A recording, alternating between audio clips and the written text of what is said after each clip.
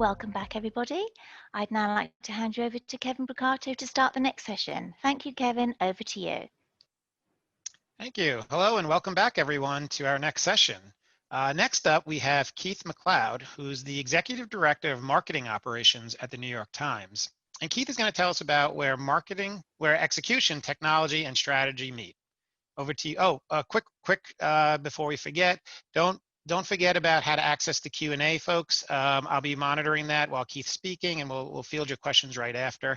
And actually, right up after Keith, before we break, there's going to be a session for Chili Publisher in the Tech Lab, so make sure to check that out. Now, over to you, Keith. Hey, good morning, everyone. Or at least it's morning for me. As Kevin mentioned, my name is Keith McLeod, and I'm the Executive Director of Marketing Operations at the New York Times. And I must say, I'm incredibly excited to have this opportunity and feel very privileged to speak at the Festival of Creative Operations, their first online event, and to be surrounded by all of this amazing talent.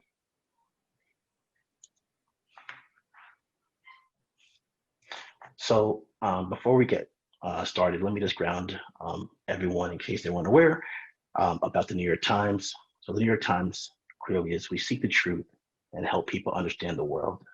And by doing that, the New York Times has a newsroom of over 1,700 journalists today, which is more than any point of our history. The New York Times has, we send out journalists to over about 160 countries all over the world.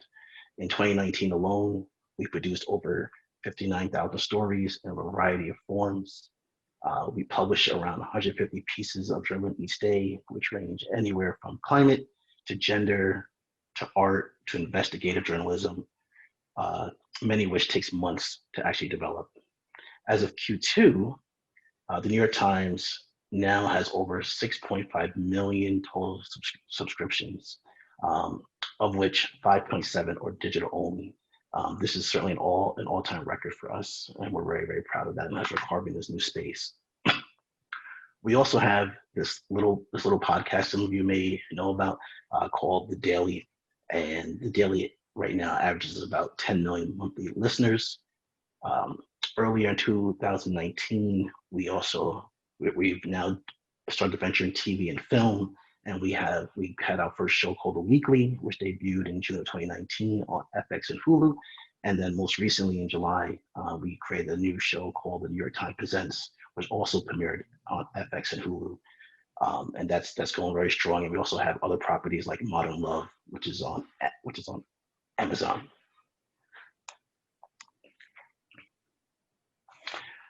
So first, just because marketing operations is defined differently in each organization, let me take a moment to walk you through our definition here. Our mission statement, our objective is to be the thought and performance partner between the strategy and execution. We are committed to leveraging the best tools, best practices that drive operational efficiency, increase speed to market, and continually innovate for tomorrow, and that drive business outcomes. Now, in market operations, let me tell you a little bit more about how my team is comprised of.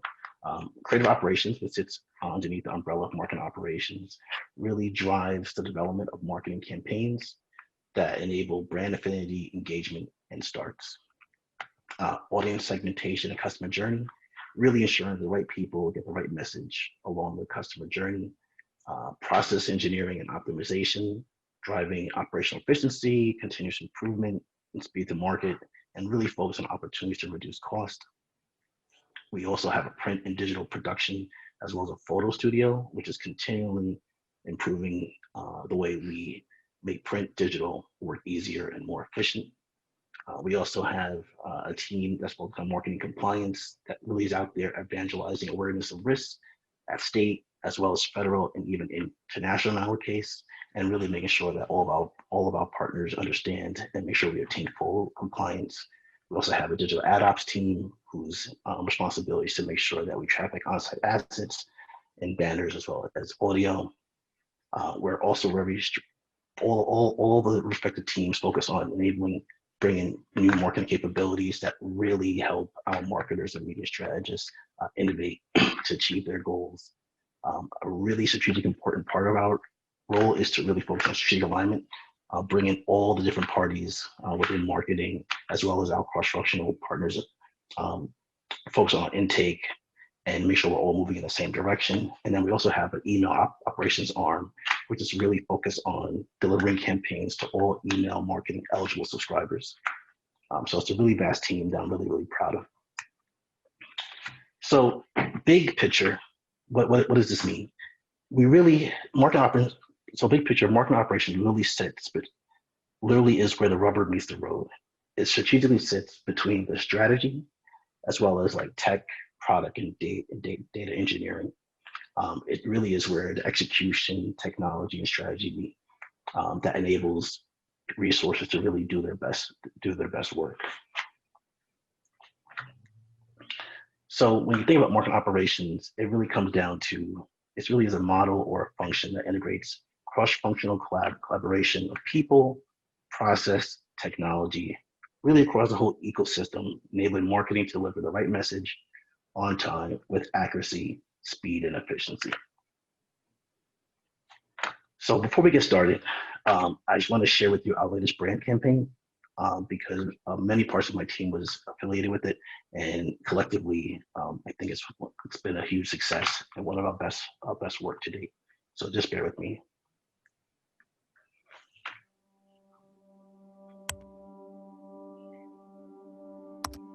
You guys take the class?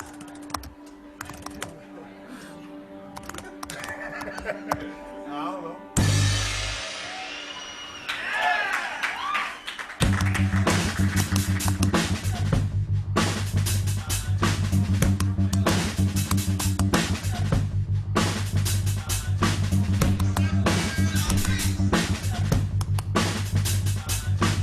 Here's what IT needs to know today on Thursday.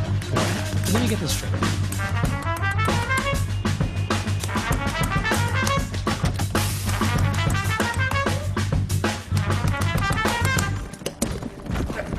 I don't know.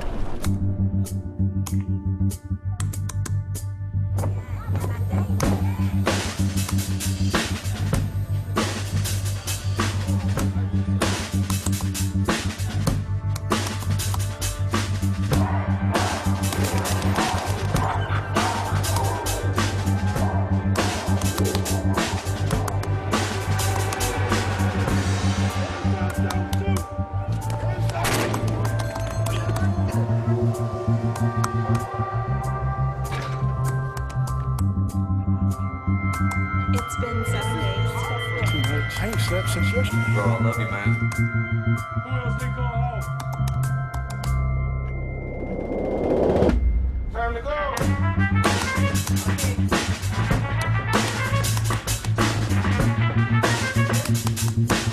I'm nuts.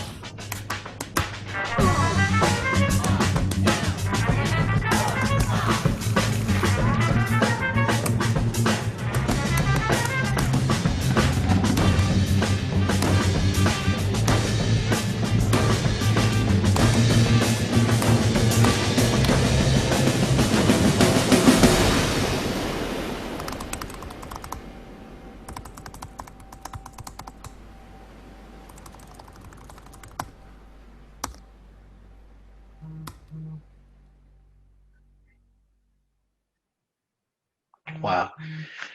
So clearly, you know, every time I watch that video, it really never gets old. It's very, very, very powerful. Just quick footnote on that particular campaign. We launched it on August 19th on YouTube alone. It's gotten over 4 million views.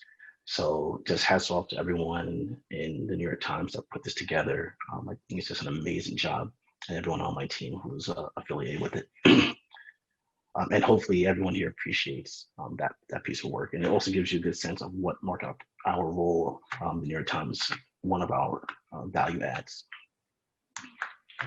So the topic of today is really for me to really talk about sharing my challenges that myself and my team faced, the journey that we took to be a strategic thought partner, contributing to shaping how the destination for the company were marketing, people, process, capabilities, metrics, goals really brought into alignment as well as executed. So let me give you a little bit of insight into how we achieved that. So I just really took the moment to grab 3 selected highlights. It's actually a little bit longer than this of how that journey kind of came to light. But I think these are probably really worth everyone's time. And essentially, it starts with accelerating our digital transformation. Though at this point, I think in light of the pandemic, I think that's also playing a huge role in everyone becoming more digital. Really focusing and adopting a business accountability mindset, as well as trying to change our perception related to being, increasing our thought partnership, and then increasing the cross-functional collaboration and really letting down our egos in many respects. So when I really think about our journey to becoming a strategic thought partner, it's really not about being an SME in the disciplines that I mentioned before, a few slides.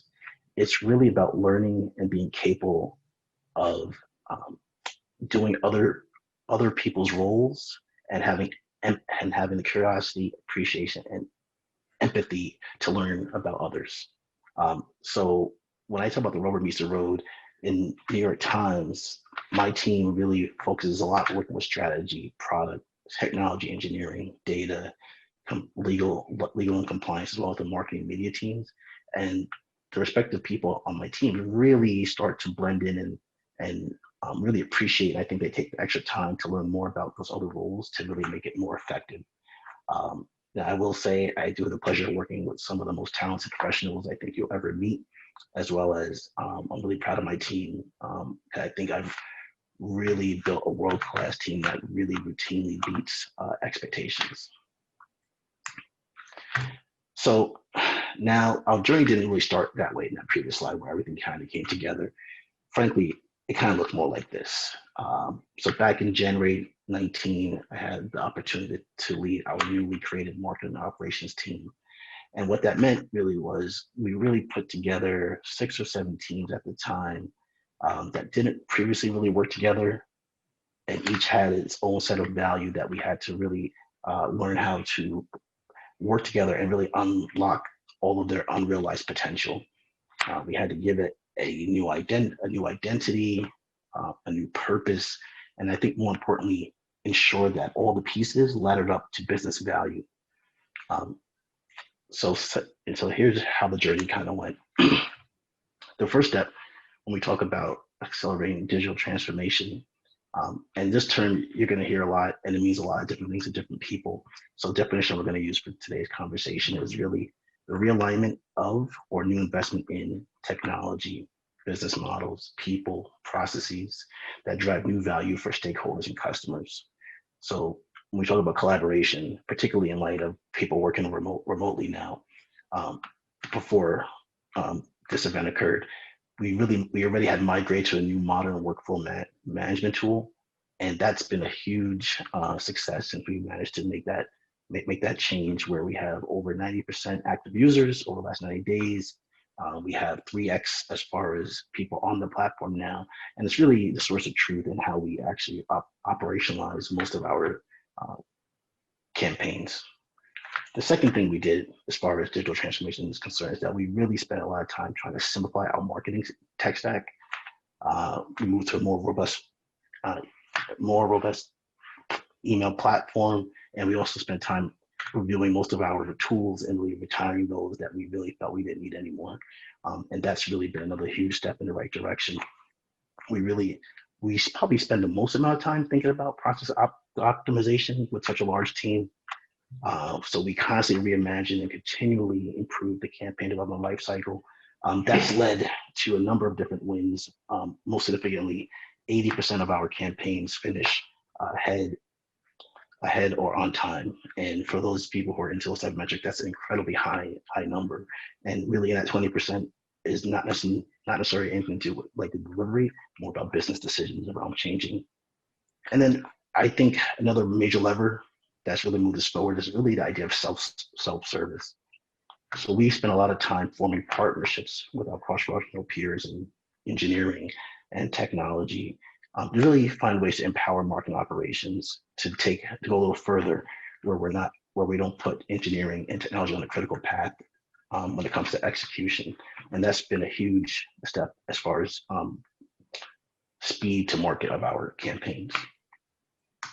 The second step in our journey, adopting a business accountability mindset and increasing thought partnership, really tried to focus on changing the overall perception of being a ticket taking type of function versus more of a thought partnership. So in the past, things we weren't really doing as well as we probably could have was we didn't really have any clear objective quality metrics that we can point to about how well we're doing. We weren't necessarily consistently brought into the inception of an idea or a campaign. OKRs, which are objective key results, were not always aligned to business outcomes, and frankly, weren't necessarily always. When you're in that mode of just taking a request, you don't really take the time to understand the overall objective. But since then, we've actually made significant strides where we hold ourselves accountable and we're really focused on stakeholder management. And by that, I mean, we have weekly campaign updates to make sure all of our constituents knows where their respective campaigns are. We have monthly quality performance recaps so we can point to how well we're doing. We also send out a monthly recap across all of the New York Times, so senior leadership can actually validate that the strategy is consistent with the execution. And then lastly, we kind of on a quarterly basis tell everybody what we did and what other improvements we might have brought to the table over the last quarter. The other part about adopting a business account mindset is that we're also responsible for leading the cross-functional objective and key results planning that ladder up to organizational goals. And that's been a huge success to make sure that our marketing department, which is over 150 people, are all moving in the same direction.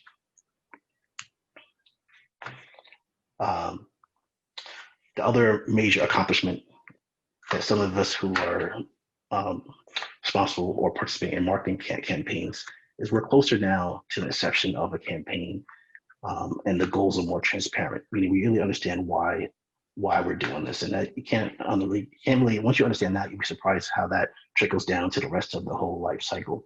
So most of us are familiar with this type of life cycle: plan, execute, analyze, optimize. And in the past, we really only played a very significant role in the execution part of it.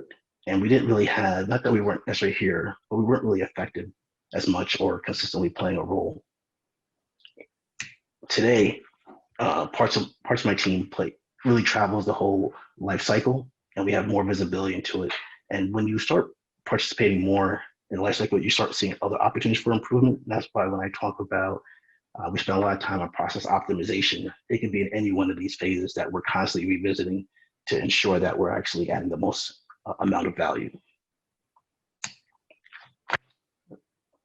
The last challenge that we really spend a lot of time on is really increasing our cross-functional collaboration and really removing any type of egos across the board. And some of you might have heard this African proverb in the past: if you want to go fast, go alone. If you want to go far, go together. And I think that's been a great saying for what we've been able to achieve here at the New York Times. So generally speaking, I think people's egos often get in the way of achieving organizational objectives. And that quote obviously is a lot easier said than done. Oftentimes people get caught up in personal emotions, and that tend to drive us in different directions. But one thing that I tend to really think about every time a new challenge or opportunity shows up is I really start to ask myself with a different type of mindset: what's best for the New York Times? And I think you'd be really surprised how clear the right answer becomes if you ask yourself that particular question, because it really does remove any personal biases that you may have on the solution or proposal. And oftentimes it's helped me come to that conclusion faster, or even at times first. And I highly recommend it for anyone else who's structuring their team around that. So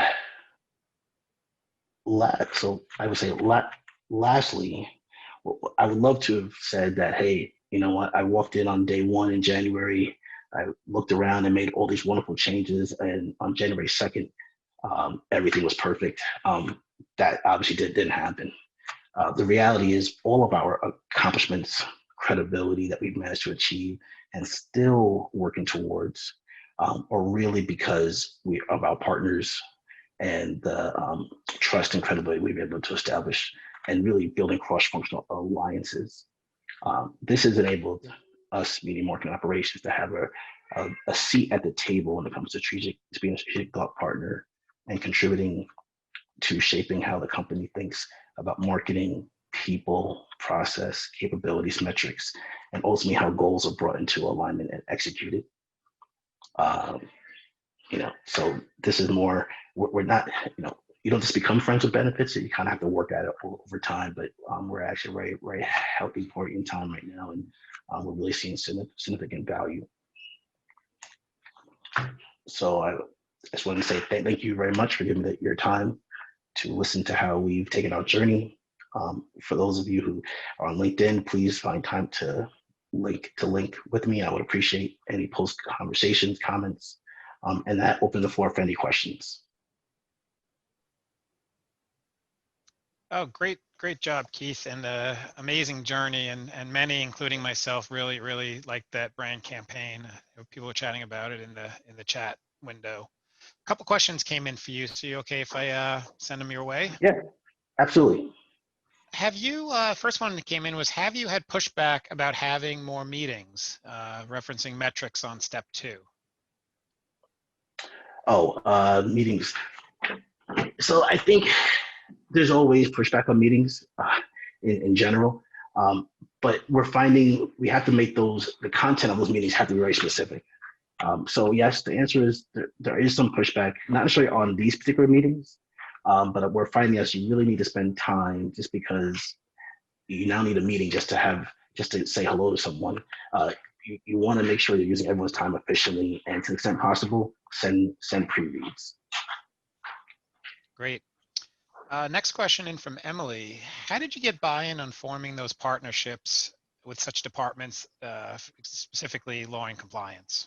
So how'd you build your partnerships? Well, legal and compliance is probably one of our strongest partners at the current moment. Frankly, that was, I don't think there was much effort at the New York Times in that use case. We share the same desire to make sure that we're adhering to all the rules and regulations. Frankly, I think it's about open, having honest communication, and compliance might be one of the easier places for us because it's very clear what the objective is. It's actually written down for you, and you can actually we all know how to mobilize and resolve that particular problem. Great. Another question is, can you give an example about how marketing operations collaborated with tech and engineering? Oh, yeah, sure. Probably the best example, we see this a lot, is sure. So we use, particularly on our email campaigns, particularly. So we're always innovating in that particular space, and we have an engineering team that helps facilitate some of that activity. I can't necessarily get too much specifics, but oftentimes engineering and marketing and operations, we almost like similar use case. We come up with the actual problem statement. They weigh that opportunity because they're servicing other departments, and then they will prioritize it. But once they prioritize it to the point where they're ready to take on the work, we all jump around that solution and kind of make it work. Got it. Great. How about when collaborating with other teams? How have you avoided overlap in roles and responsibilities? That's a great question.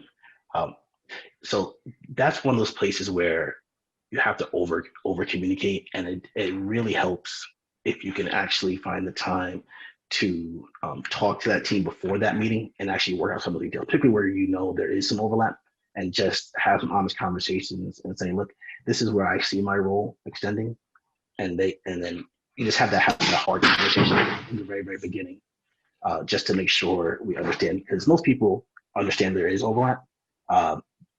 It's only a problem when no one talks about it. So if we're all open about it and we know that there's some overlap between these two roles, it's better that we just have that conversation right at the beginning. Got it. This next question is a good one. With the past COVID remote work environment, how do you manage the priorities and the work when the workday can be 24/7? So how do you manage in the current climate the priorities? Yeah, so we're really fortunate. So the New York Times kind of breaks itself up into like missions or into different objectives. So each mission more or less has their own individual priorities, and we do our best to staff each mission with as much dedicated support. So within those missions, they're self-prioritizing based on the resources that they actually have. Sometimes we are in situations where there's more work than there are people, and then it's really just an exercise of bringing in the right senior leadership, weighing the opportunity, and then just saying yes or no. Got it.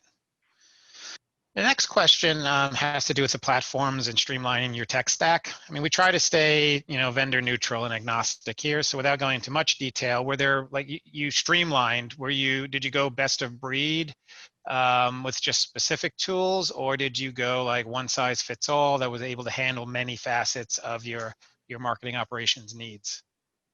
Sure. So I think, I think everyone would love to go, here's just one tool that kind of does everything. I think that's everyone's first position. Let's try and solve that. I think we're finding out that's a lot harder than it is in reality right now. So we're being more thoughtful around when we introduce a new tool or decide to remove a tool from the stack. But it's really an exercise. I think no one's under any illusions of trying to get to a one vendor will do all things. I think that really goal is how do we get to fewer vendors that do specific stuff. But I don't think we'll ever get to one. Right. And the next question that comes along with that is, how did you get your 93% buy-in for implementing it? Was it a top down? Did you have senior leadership drive it, or was it ground up, or what kind of strategy did you use to get that kind of adoption and usage? Yeah, that was probably one of our best stories that we ever had. So before we even made the commitment, we got to pilot the tool for several months actually, and we had some really key and strong stakeholders really start using it and evangelizing it within their respective teams. So we had a really a low risk scenario on our hands, which is really ever the case, right? Oftentimes people get embedded with a vendor and then you're forced to try and use it. We didn't have that scenario, but we had the benefit of time, and we also had the benefit of gathering a lot of people and using it across various different functions, and then coming back together after a period of time. So people didn't even feel rushed or felt like they had to do it. It kind of organically became part of our work cycle. And on that note, I will say that one thing I was surprised about is where you might say, hey, you want to find a tool that's heavily based on functionality or features. I think when it comes to marketing campaigns in particular and collaboration, you want a tool that is ease of adoption is more important than a feature-rich tool, because if people don't use it, it doesn't matter what features are actually there.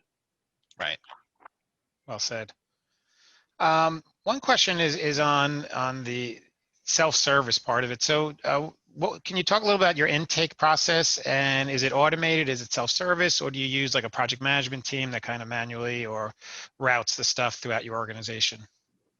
Yeah, so we have a tool that does the intake, but it's a tool that will capture all the necessary information for intake, but after that, it's a little bit of a human process. So a human reviews it.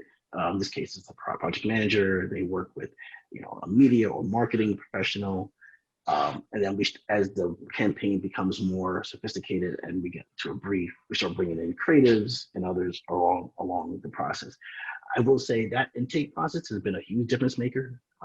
There was a time where we couldn't probably tell you how many we actually did in a particular quarter or like last year. And that's when I talk about sharing metrics out. We can now with definitive confidence say, hey, we did X amount of campaigns last quarter, and quarter over quarter, this is what the increase looks like. Excellent. I mean, I wish we can keep you longer, but we're running out of time here, Keith. But Oh, amazing sure. job. Really loved hearing the story at New York Times. Folks, we know where to find you on LinkedIn. And again, a big thank you for putting this together for us. Oh, absolutely. It's a pleasure, Kevin, and everyone else. Please definitely find me on LinkedIn. I'm happy to continue the conversation.